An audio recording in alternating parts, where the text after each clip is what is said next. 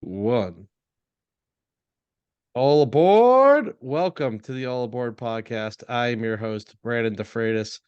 I am here with Jon B. Jon, how are you doing today?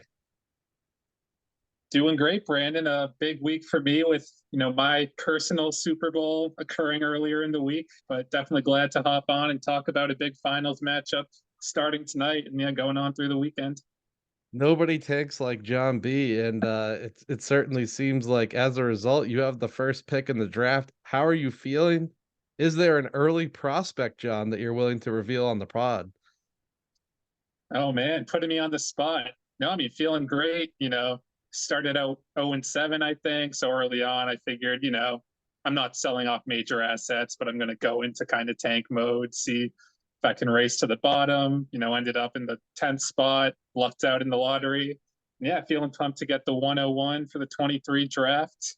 Um, yeah, in terms of prospects, I feel like most people have paying attention. Bijan Robinson is kind of the stud running back coming out, expected to go Yep. in the first round of the NFL draft.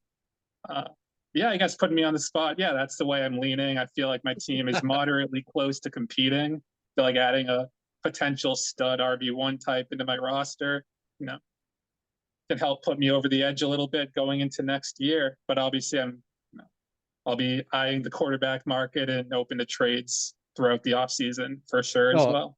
oh, of course, things can always change. I know Jason Moore on the Fantasy Footballers has the 101 in their draft, and he's been celebrating Bijan ever since he found out he had the 101.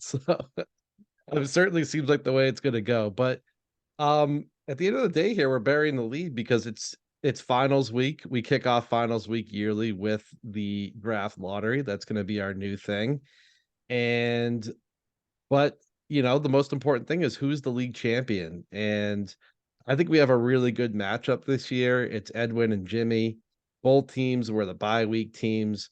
And at the end of the day, you can debate one thing or another in terms of matchup luck here or there, but I think Edwin and Jimmy on the season were the two top teams this year.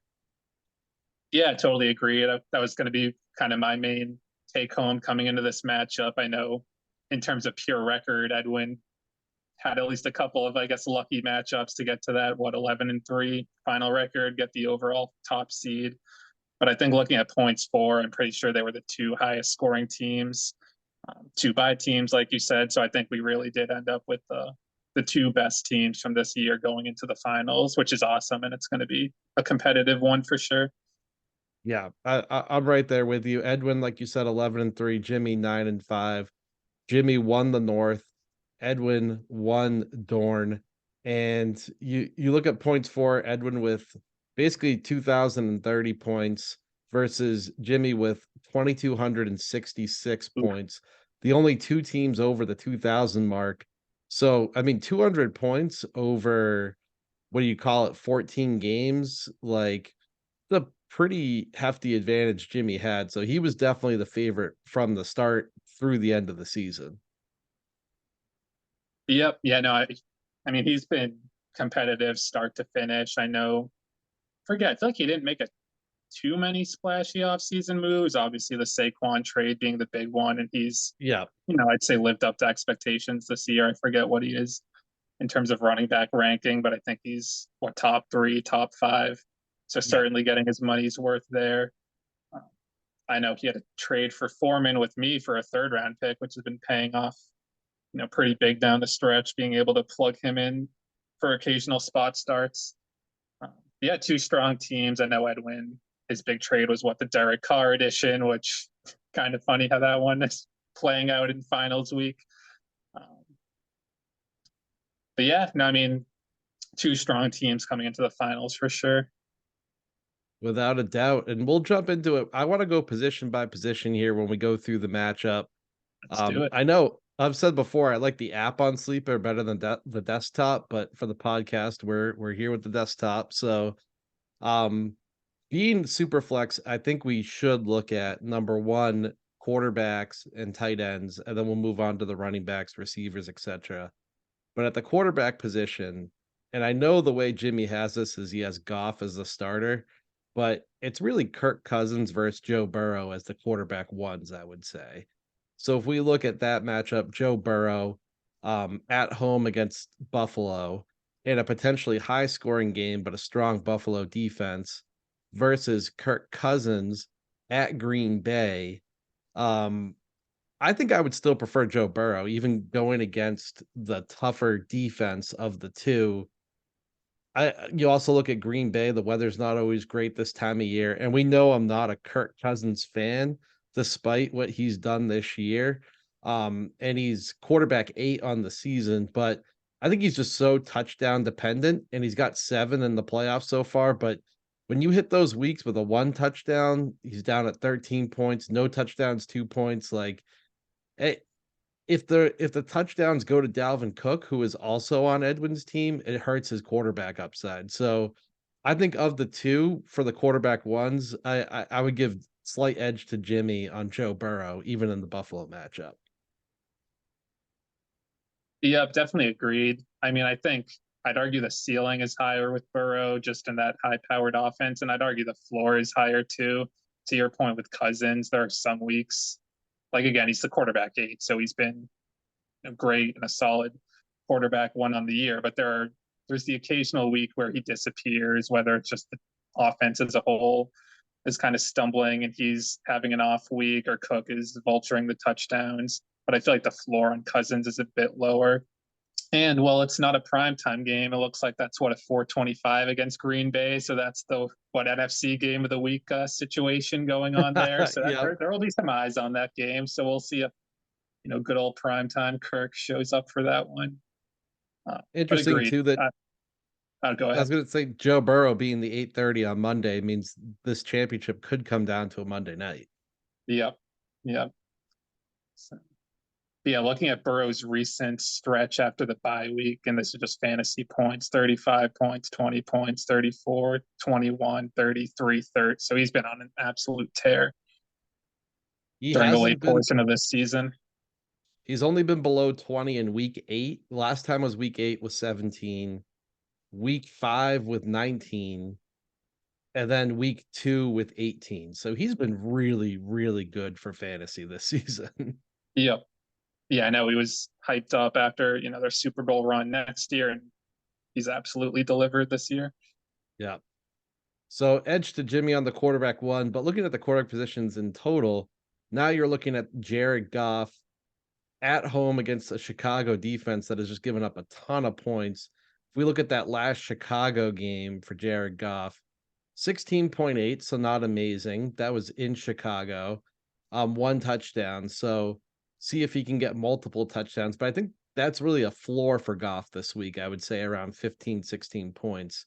Whereas you look at Edwin and Teddy Bridgewater, I think he's a total wild card. Decent performance against Minnesota, struggled against Cincinnati. I actually think he came out of that game midway through with a concussion, if I remember right. But I think they're gonna struggle to move the ball against New England with Teddy Bridgewater. I know we can rip on Tua, and there's the two and on people that they talk about on Establish the Run, who like try to make conspiracy theories about Tua not being very good, but I think there's a difference between Tua and Teddy, and I think against a strong New England pass rush, I have serious concerns about Teddy Bridgewater here in this matchup. Yeah, I'm with you. I mean, Goff definitely has his limitations. Like, I feel like he needs a clean pocket to really excel. But I mean, Detroit can give that to him with one of the best O lines in the league. And that's another offense that's just been on a tear in the latter part of this season with, the last 5 weeks, he's been, close to or above 20 points. And to your first point, even if you only had 16 points against Chicago in their first matchup, that defense is totally depleted. Their secondary is like college level. Like they are not good. And that's a team that's probably unofficially, but it seems like they're kind of tanking. Like they want a high draft pick either to take one of those stud D linemen or to trade down and accumulate a ton of first round picks. In Detroit, I forget their record, but I think they're still in the wild card hunt. I think So I so. mean, this Yeah. game means this means something to them. So they're going to be looking to run it up, I think. And yeah, to whether it's Teddy, I mean, Miami has loaded weapons, so that is in Teddy's favor. But I'm with you; that's a tough matchup against that New England front.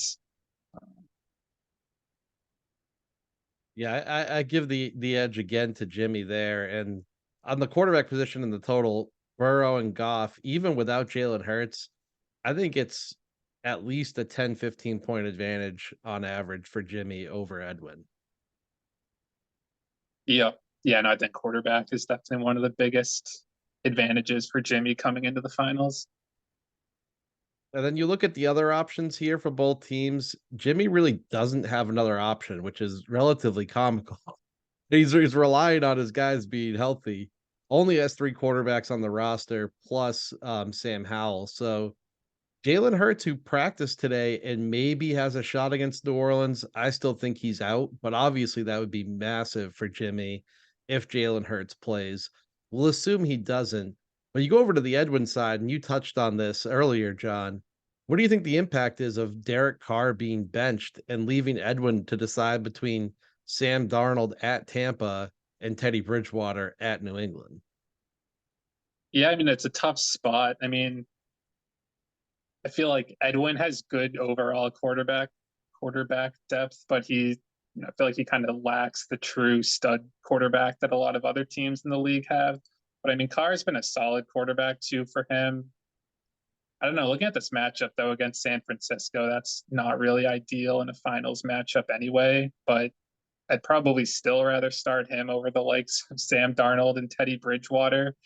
Um, I so had yeah, the I mean, same I had the same knee-jerk reaction, John. Sorry to cut you off, but, when I first looked at Edwin's lineup, I was like, "Is Derek Carr a foolish start?" Like, San Francisco's been dominating everyone on the defensive end lately. So I think that's a really hard matchup for Derek Carr. But to your point, I mean, you're choosing between him or Darnold or Teddy Bridgewater. right. So it's It's a tough. He's kind of got his hands tied behind his back. Damned if he does, damned if he doesn't. Yep, agreed. Yeah, in a more I'd call it neutral matchup, I would definitely prefer Carr against San Francisco. It evens things out a bit. Um, but yeah, I mean, regardless, yeah, I think Jimmy definitely has the edge at quarterback too, and we'll see if whether it's Teddy or Darnold, that super flex quarterback can step up to the plate for Edwin. Put you on the spot here, and I know we're not trying to change anything in the matchup, but we are the league podcast, so we are allowed to question start sits and maybe change things for people. But who are you starting that quarterback to if you're Edwin and this is your team?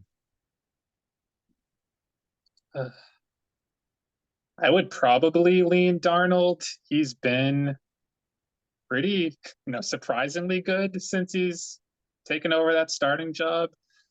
Uh, yeah, 19 points, 14, 15, 24. So, 15 and above essentially since he's been the starter against Tampa, who uh, I don't know their exact ranks, but feels like they've been, kind of middling in the secondary this season. And they also have a lot to play for. I mean, that division is still firmly up for grabs compared to Miami, Bridgewater. This is his first game since week 6 against I would say a pretty tough New England defense. So personally, I would lean Darnold between those two.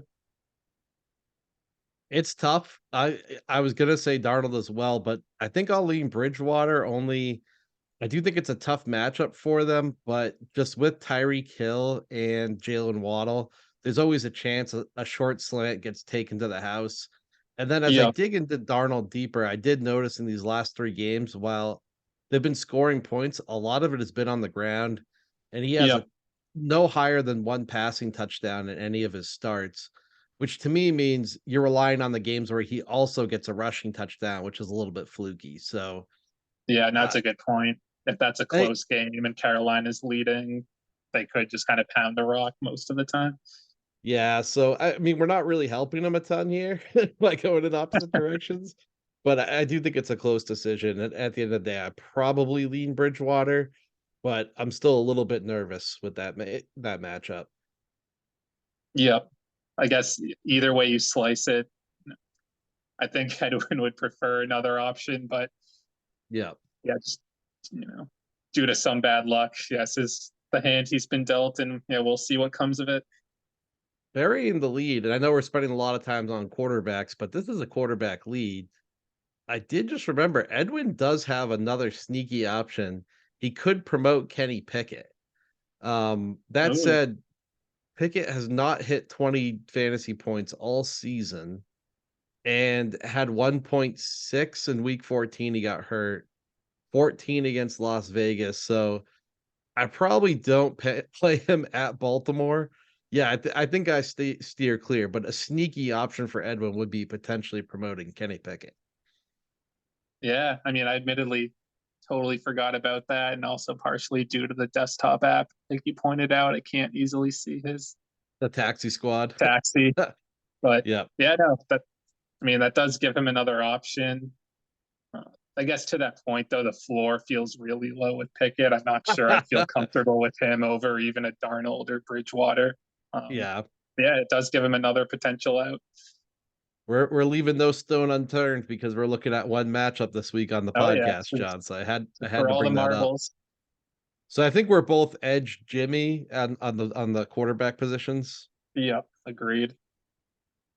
Let's look at and we're gonna look at starters first and then flexes, and then we're gonna get into bench pieces as we wrap this up. But looking at starting running backs, we have Christian McCaffrey at Las Vegas, Saquon Barkley at home against Indianapolis, versus Edwin, who has Dalvin Cook at Green Bay and David Montgomery at Detroit. I do like the Montgomery matchup at Detroit, and it looks like he's been real solid lately on the season. So that's a good start for Edwin there. I think this is edge Jimmy, but I don't think it's as big as it looks on paper because um Green Bay the last few years has struggled against the run. I'm not entirely sure what they're doing this year, but they're not a fearsome matchup. So, not a bad one for Dalvin Cook. I think the issue, and you look at Cook's season, it's just like they're passing for so many touchdowns. I think it's kind of hurting Dalvin Cook and that like 17 rush attempts, 14, 15. They're falling behind in games. So if they can get up in that game against Green Bay and maybe use Cook more, that helps Edwin out. But he is really going against the meat of Jimmy's team right here with CMC and Saquon Barkley.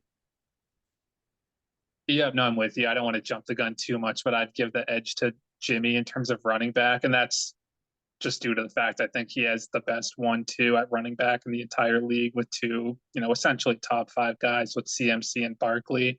Like the floor on both is probably around 15 points, with obviously upside for spike weeks. Um, and yeah, Sa- for go ahead. Saquon's workload has skyrocketed in the fantasy playoffs here. I mean, 8 targets, 10 targets the last 2 games to a healthy rushing load.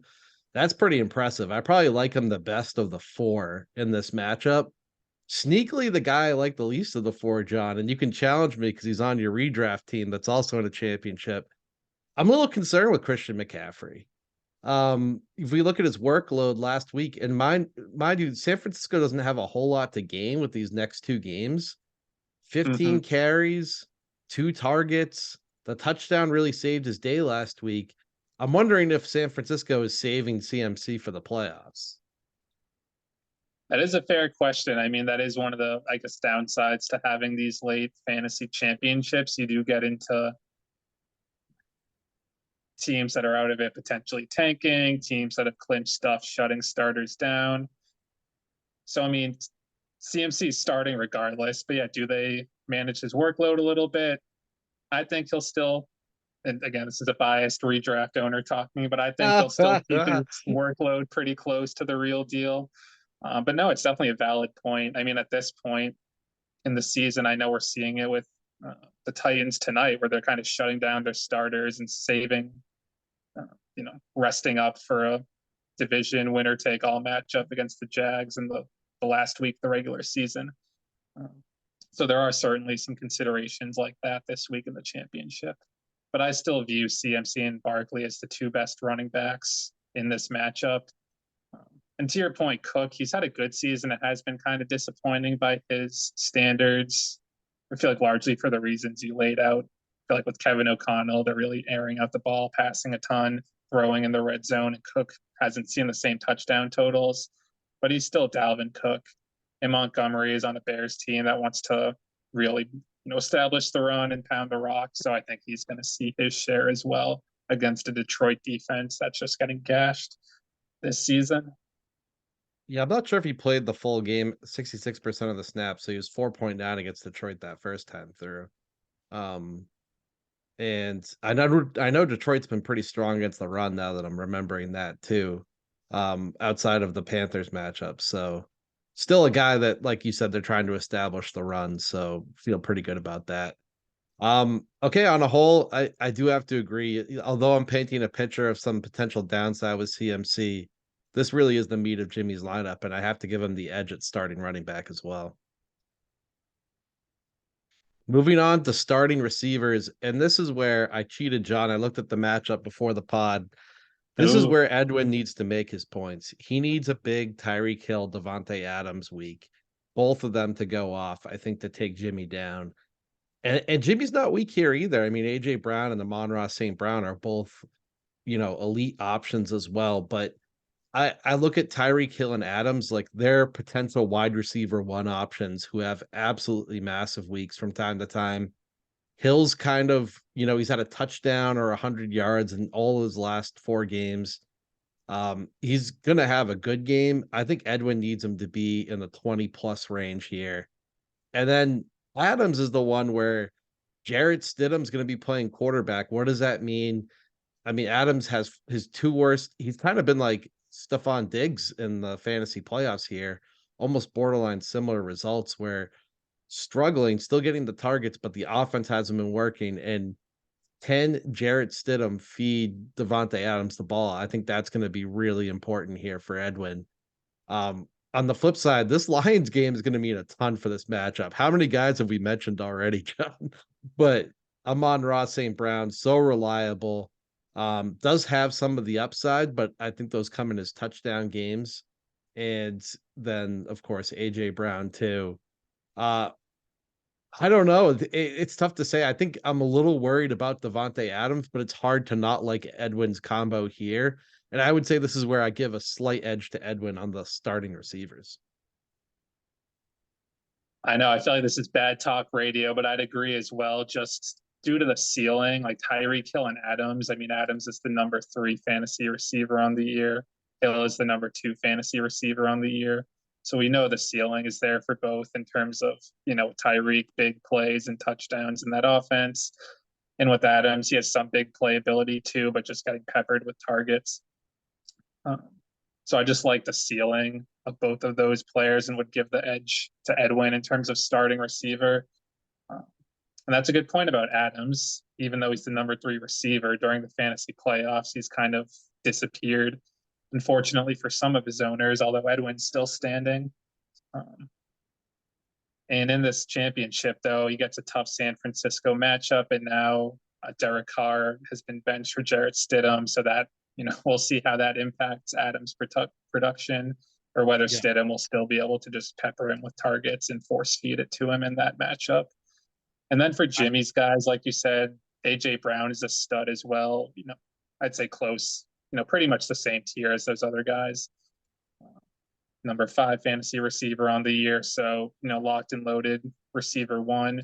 And then St. Brown, he might not have quite the ceiling of those other guys, but if you look at his receptions in recent weeks, he's pretty much at 7 or above the last 7 weeks, which is insane. So it feels like the floor is really high with him.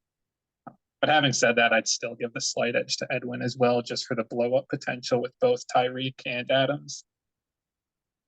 I agree with you there. And I think the path for Edwin here is we're seeing a lot of these games and a lot of overlap here. So I think we can identify a few of these games that are really going to make a difference in this matchup. But if San Francisco can get off to a big lead without Christian McCaffrey scoring the touchdowns, and then Edwin's playing catch up with Adams, I think that could work in his favor. And in the Philadelphia matchup, he really needs Devonta Smith to get the points and not AJ Brown this week. And then if those things happen, I think Edwin has a path here. But the margin for error for Edwin is just so diminished just because of how consistent Jimmy is from top to bottom on his lineup. Oh yeah, for sure. I mean, you could see it with the lead Jimmy has in points for, but it feels like there's really not a major weakness in his roster. So Edwin's going to have to, yeah, make it up somewhere. And it feels like receiver is his best bet. Let's wrap up the final starting position on the roster. Not that you have starters and non-starters, but he's got tight end Darren Waller. Been pretty solid the last couple weeks since he's come back, but 3 targets, 5 targets. So maybe not the elite option he once was. And once again, you're Jared Stidham being the quarterback there. But on the other side, you have Tyler Higbee, who's been getting a lot of targets. He had a big game against Denver.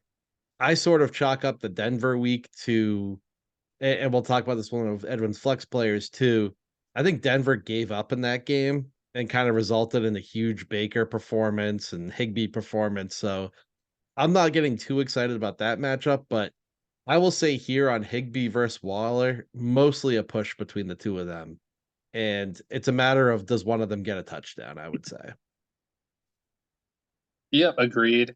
I mean, in a more neutral matchup, I'd lean Waller, but against San Francisco, Stidham is the starting quarterback this week, so there are some things working against that Raiders passing attack. So I feel like neither of these guys are, kind of high end tight ends for this week in particular. So it is kind of a wash. I guess I'd still lean Waller slightly just because of the talent upside, but it could go either way. I guess it Yeah. is an interesting point. I know I've been reaching out to Edwin about trying to sell off some extra tight ends, and he's kind of balked. And even with all of these injuries, he's been rolling with what he's had. And now he's left with kind of Higbee and Taysom Hill. So, I mean, he's gotten enough production. So, credit to him there for kind of standing his ground, and he's made it work. But now that we're in the finals and you have to put your money where your mouth is, we'll see, if that ends up biting him in the ass or not. I mean, you look, there have been some real down weeks for Tyler Higbee. 0 points, 2.4, 2.1. I know he's gotten the touchdowns the last 2 games, but he has been far from a reliable option. And then we don't even need to get into Taysom Hill, similar things. So, but oftentimes in the tight end position in fantasy, it's the haves and the have nots, isn't it? Yep, yep. Very top heavy position.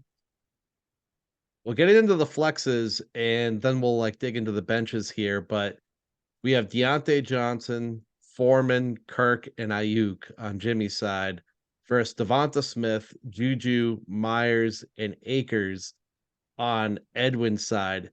And my immediate knee-jerk reaction, outside of the, Smith versus AJ Brown that we're having this in this matchup, I don't love starting 2 Rams players. It's not that I'm overly impressed with the Chargers defense, but now I'm looking back at Tyler Higbee, Derwin James has shut down some of the best tight ends in the league, and I know he's even given Travis Kelce occasional fits. So I just I don't buy the Rams. I don't buy Baker. I don't buy the points they put up last week. I still think Sean McVay could be on the way out after the season. And Akers has gotten the work. I mean, you look at it's really spiked up lately. So I think he's a solid flex option for Edwin, but I think Edwin might be chasing the points a little bit here with the Rams players in his line. Yeah, it's an interesting point. Um, yeah, I'm with you. I'm not really buying Baker as having a comeback in LA. Akers, I think, has been performing reasonably well. He's been, close to 4 yards per carry or above in most of his games since really taking over down the stretch here. Yeah, it is interesting. If you look at the flexes kind of in their totality, I'd say Devontae Smith is probably the best player of the bunch, but it feels like Jimmy's starting all rock solid guys. Deontay Johnson, Foreman's been kind of he's been splitting work, but it feels like he's the better running back option there in Carolina. And then Christian Kirk and Brandon Ayuk are both, rock solid kind of receiver 2 types this year. Whereas Myers feels like he's kind of hit or miss. Juju's been up and down. So those 2 guys I think are kind of weaknesses compared to the guys Jimmy's rolling out. So that is a good point. We'll see if Devontae Smith can have kind of a blow up week and take some of those touchdowns away from AJ Brown. That would be huge for Edwin. Yeah. Look at this matchup overlap though. How many times have we talked about the Las Vegas game in this matchup? Right. like Devontae Adams is there. Then you have Ayuk and Christian McCaffrey on Jimmy's side. You have the Vikings Green Bay matchup coming up for Edwin. That's a double trouble.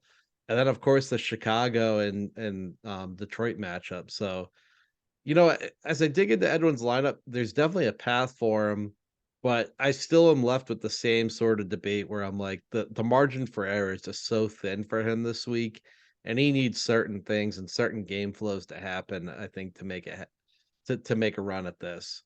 Let's look at the benches quick, John. And I guess I should ask you overall, you lean Jimmy's flexes in total versus Edwin's? Yeah, on the whole, I would give the edge to Jimmy just since I feel like of the four guys he's trotting out there, I feel like they're all starting caliber guys, even in a like redraft type of format if you have fewer flexes. Whereas at Juju, I'm a little bit iffy on. Myers, I'm a little bit iffy on. Akers, I do like. He's come on strong, but to your point, that Rams offense feels kind of tough to trust in a fantasy finals. Feels like a Whereas house of again, cards. I don't think any of the guys Jimmy's starting has the same upside as Devontae Smith, but on the whole, I just feel like I'd give the edge to him with the four flexes he has. I will I say, now that you just pulled up Christian Kirk, this did occur to me. So I know this is a question I'm going back and forth in redraft. So uh, the Jaguars really don't have a ton to play for. The Titans matchup next week is winner take all for the division. I think they have a path to kind of sneak in as a wild card, but really, like it feels like their matchup this week doesn't have a ton of real life implications. Um, but I don't know, I'd lean towards them still playing their starters. that is a good point. I kind of forgot about that Jacksonville game potentially not meaning much. And Kirk has slowed down. It's been been a Kirk week, an Evan Ingram week, a Zay Right. Jones week. It's been hard to predict, and it's really just been Trevor Lawrence taking the next step there. Mm-hmm. Well, let's see. As we go down the benches, and I know we have like a little less than 10 minutes left, so just call out anyone who could be a starter here. I don't think Gus Edwards I would consider. What's Yeah, I mean to not, or I guess I'll chime in real quick. I feel like one of the interesting ones that you already touched on is Jalen Hurts. I think Jimmy has it right. I'd probably bench him just to be safe, since even if he starts, if like, they get a big lead or something, maybe they bench him in the second half or fourth quarter or whatever. Plus, who knows how healthy he really is if, God forbid, he were to re aggravate his shoulder. So I think benching Hurts is probably the right move. And then in terms of other starters, yeah, I mean, Singletary's an option. I know he had a big week last week. he's just so hit or miss, Right. I'm not sure I start him over Kirk either. 12 attempts at Cincinnati though could be a big matchup. So, yeah, he's a potential guy. I think Jeff Wilson hasn't gotten enough work. Unfortunate for Edwin, Pollard's not playing, so he's kind of out. Yeah, not kind of, that kind of slipped my mind until now. So yeah, that's actually a big factor for Edwin. He's been what is, yeah, I mean, he's a solid top 12 running back. Yeah, he sounds like he's likely sitting out tonight. So that's a big hit for Edwin. Um, yeah, I mean, on Jimmy's side, I feel like Singletary versus Foreman is one kind of, potential debate. Yeah, Foreman. Oops. Yeah, I mean, he's been rock solid. He has had a few floor weeks, but I don't know. I could see that Tampa game being pretty close, and he should see plenty of touches. Yeah, Singletary, Zay Jones are really the only two as I go down this matchup for Jimmy. And I don't think you can start both Jaguars receivers, so I lean not playing Zay Jones. And I Singletary Foreman is definitely the decision I'll be playing in my head too. Because Mm-hmm. I have Foreman in redraft, and even the week before, he only had 10 carries for 9 yards. Like, he can be a tough start sometimes. I actually think Chuba's been playing better, which is why I was just drilling into Chuba for Edwin. But I don't know, like, who you pull out for him. I'd prefer Juju. I'd still play Myers and Akers. So I think Edwin's got it right, and outside of Chuba, he really doesn't have another option I consider starting. I mean, I'm not playing both Bears backs for sure, so I agree. I think it's Singletary, Zay Jones on Jimmy's side, and it's Chuba Hubbard for Edwin. I think in terms of flexes, it's really if I'm Jimmy, I'm really looking at Singletary versus Foreman. Yep, agreed. Yeah, I was just looking at some of Edwin's guys myself, and maybe I haven't been paying as close attention as I should this year. But yeah, Kareem Hunt has not been good down the stretch. We already touched on the QBs for Edwin. He has a bunch of uninspiring options that he'll have to take his best guess at. And then besides that, yeah, Hubbard is one potential start or direction he could go in for a potential flex. But besides that,